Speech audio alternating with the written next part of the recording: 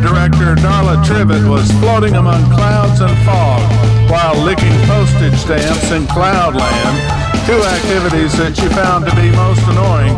She focused on the small island within her mind where she could still control herself and where she often visited when director Jack Cavance was being a particularly obnoxious toad. One of his more basic traits, which had likely been established long before he was born, and curiously imagined herself to be enjoying a most excellent Cuban cigar while noting, as Professor Sigmund Freud had once observed in one flavor or another, firstly, that sometimes a cigar is just a cigar, and secondly, that, insofar as Darla was concerned, this was one of those sometimes. Cavance, who like Darla was a braino, and who, as a puzzling consequence of a minor indiscretion Darla had committed in the presence of the Imperial Director, had been given nearly complete control of Darla for 2 years, apparently as a reward for him, but actually as a punishment for her.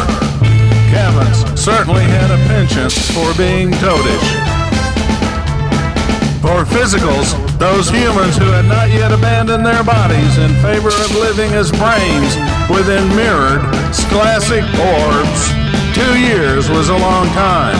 But for a braino who was connected to an elaborate and quite complex set of illegal Orwellian perceptual interface modifying, enhancing, and controlling devices, which were being operated by another braino who had the security override code for the scholastic orb of the braino being controlled, 2 years easily became a virtual eternity.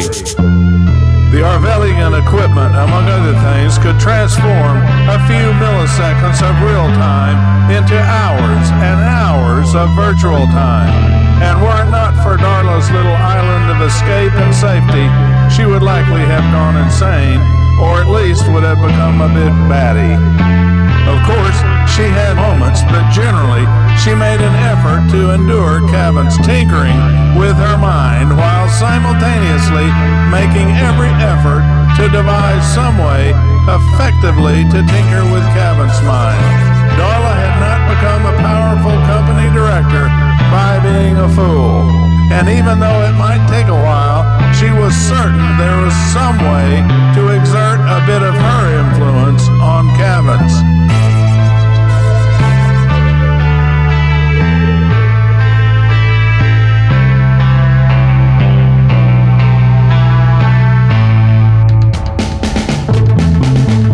Darla had begun noticing a pattern in Cavance's strange machinations, and the pattern of events usually began by Cavance making her float among clouds and fog while she was forced to lick postage stamps.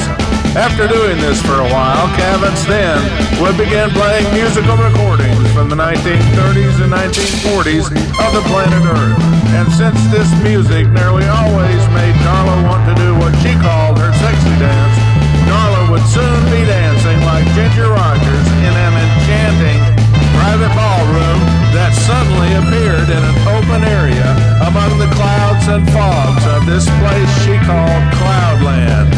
At the edge of the ballroom, the dance floor blended smoothly into the fog, but although there were carefully placed bright lights all around the ballroom and a spotlight which followed her as she danced around the ballroom, she occasionally could glimpse twinkling stars through the clouds that slowly drifted overhead. Calling this surreal was no exaggeration, because much to Cavance's credit, as a skilled Orwellian interface controller, Darla truly felt like she was in a movie for which she was the director, choreographer, and star.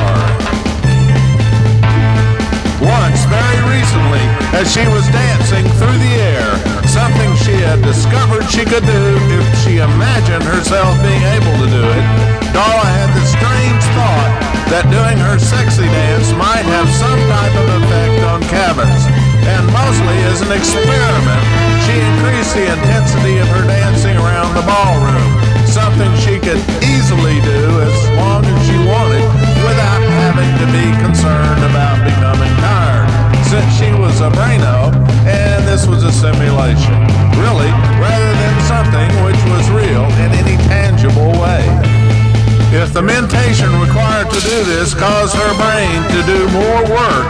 Her splastic orbs life support system would provide the necessary chemicals and energy her brain needed. And for practical purposes, she could do whatever she desired to do so long as, in her current circumstances, she wanted to do it and Cavans allowed her to do it. Although her sense of time was a bit confused by the Arvelian perceptual interface equipment, she nevertheless had a reasonably good sense of how time passed in the surreal ballroom. And even though she was not entirely certain this was the case, it appeared to her that once she had increased the intensity of her sexy dancing, Cavans had not interrupted her dancing by being a toad and making her float endlessly through clouds and fog while licking postage stamps. In fact, the more she pondered this, albeit very privately when she escaped to her little island, the more she began to suspect that Cavans actually enjoyed watching her dance like Ginger Rogers. Being especially bright and understanding fully on many levels that enjoyment and pleasure are powerful motivators, Darla began to devise a strategy which she hoped would increase her power in this strange game Cavans was playing with her, apparently toward some goal which she simply could not understand or imagine at the moment, no matter how much she tried to comprehend it. Her strategy was very simple, really, and the first step was to engage Cavans in some type of conversation. Virtually anything would be significant, because so far Cavans had never said even one word to her formally.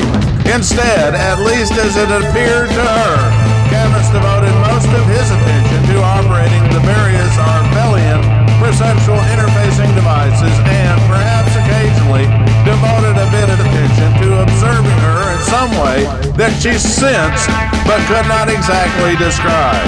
If she had been a cupcake or a glass of wine, she might have thought that Cavans was tasting her. But insofar as Darla knew, there was no way to taste the thoughts of a braino. Had Darla known a little bit more about science, physiology, and the capabilities of some of the more advanced Arvelian perceptual interfacing equipment, she would not have been so surprised to discover not only that it was possible to taste the thoughts of brainos, but also that it was possible to taste the thoughts of physicals. Although this latter activity required installing a miniature interface into a certain part of the brain of the physical being tasted, something which was easily done but very difficult to detect, even by the most advanced non-Arvelian methods. In fact, although it was unbeknown to Darla, Cavans' primary activity and purpose in everything he did with Darla was to taste her thoughts more fully than any other braino or physical before.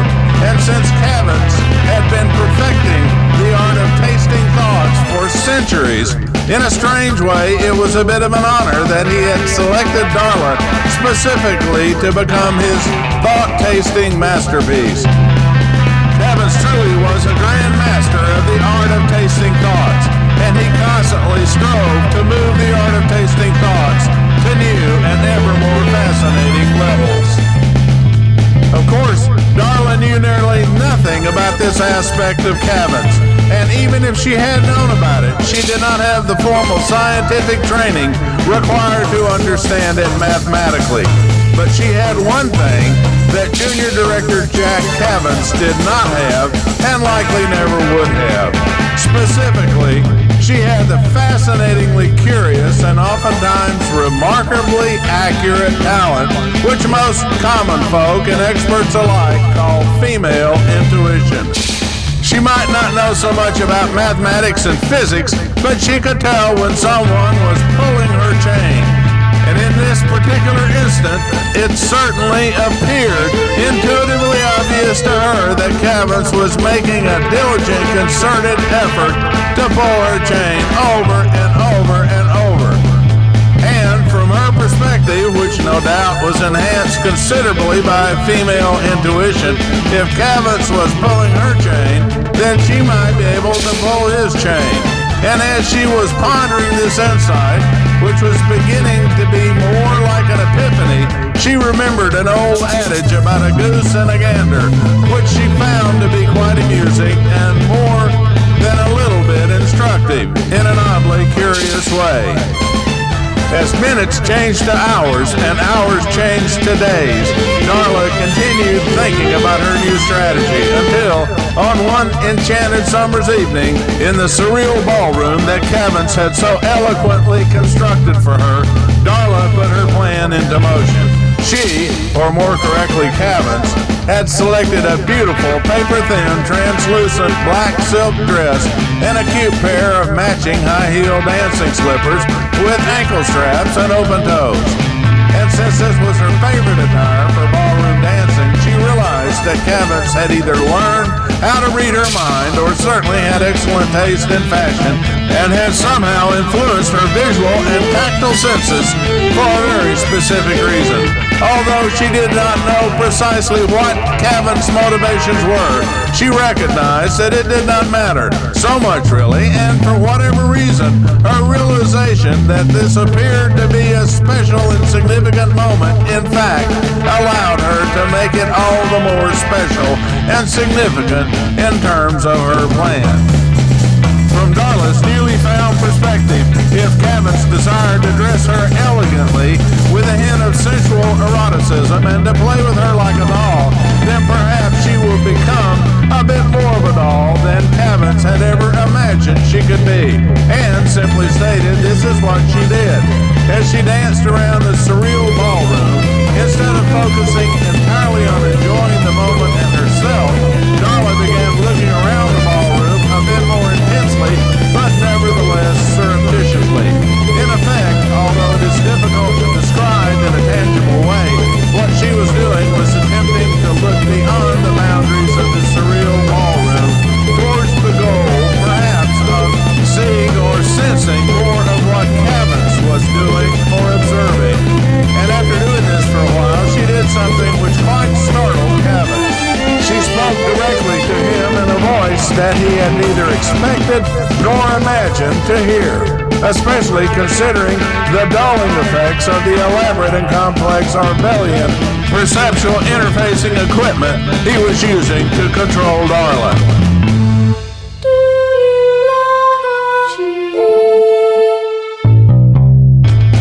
Granted, this was a very simple question, and it was not the first thing that Darla had ever said, but the way she said it suggested to Cavins that Darla was beginning to understand the elaborate game he was playing with her. This so surprised Cavins that he momentarily let his attention, which was focused intensely on controlling the Arvelian perceptual interfacing equipment, wander, which in turn caused the Arvelian artificial intelligence algorithms, which were designed always to expect and, for practical purposes, to demand to be given intense focus, immediately to search for a controlling brain. In this brief instance, the only nearby brain which was intensely focused on controlling anything was Darla's brain. And in a very beautiful way, the Arvelian perceptual interfacing equipment not only understood on the most intimately deep level precisely what Darla wanted, needed, and desired to hear, but also captured the mind of junior director Jack Cavins, created a suitably attired simulacrum for him, made this simulation of him appear in the surreal ballroom, stood him directly in front of Darla, made his eyes look into hers, and then directed him to say this word. Yes! In another galaxy, thousands of light years away, Lolowagi, the favorite Arvelian consort of the Imperial Director, sprouted a small blossom whose enticing fragrance was her way of sharing an amusing thought with the Imperial Director when she was in her plant phase.